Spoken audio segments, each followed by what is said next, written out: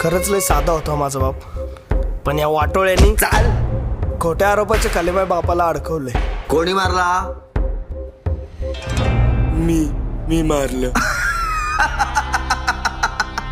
आम्हा बहीण भावाचा एकच आधार होता आणि तोही आता जेलमध्ये. उद्या चौकीत जाऊन हेच बोलायचं, कळलं?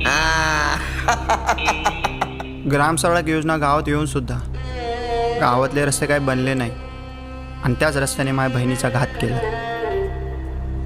या सरपंचाबद्दल माझ्याकडे भरपूर कंप्लेंट आलेल्या आहेत, पण यांच्या पाठीवर बऱ्याच मोठमोठ्या राजकारणी लोकांचा हात असल्यामुळे मी आता अशा परिस्थितीत तुमची कुठल्याही प्रकारे मदत करण्यास हतबल आहे.